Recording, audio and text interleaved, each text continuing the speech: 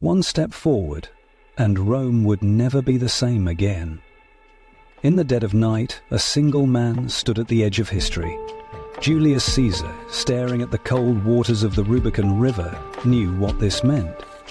If he crossed, war was inevitable.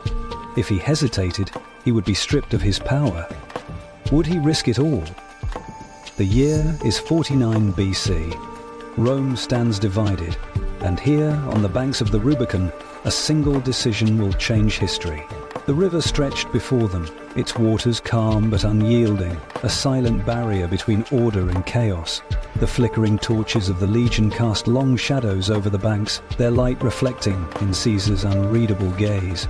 Around him, his most trusted officers awaited his command. Mark Antony stood at his side, his face tight with anticipation. Behind them, the soldiers, veterans of Gaul, men who had bled and conquered in Caesar's name, waited. Would they march, or would they turn back? To cross meant war, to turn back meant disgrace.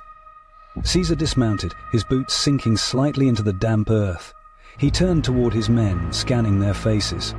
They were loyal, but even loyalty had limits. He had defied the Senate, refused to disband his legions. Pompey waited in Rome, backed by the full might of the Republic. He had won every battle, but this was different. This was not Gaul, this was Rome. A messenger arrived, breathless from the journey. Word has reached Rome, Imperator. They say the Senate demands your surrender. Pompey has been granted full command.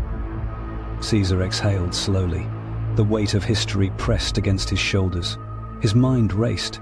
Memories of his triumphs, the betrayals, the promises he had made to himself. He had always believed destiny favored the bold. Then, without a word, he moved forward, and history moved with him. He turned toward the river. The sound of the water seemed louder now, as if it too anticipated what was to come. The moment stretched, the world holding its breath. Then, gripping the reins of his horse, Caesar stepped forward. The hooves splashed against the surface of the Rubicon. A murmur rippled through the ranks. Some glanced at one another, others simply nodded.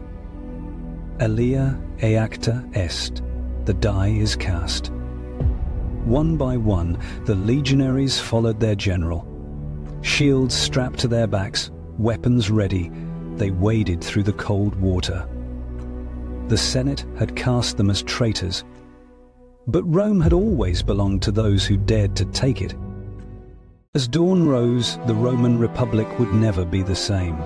The army moved steadily, torches bobbing like distant stars in the night. Their pace quickened as they left the river behind.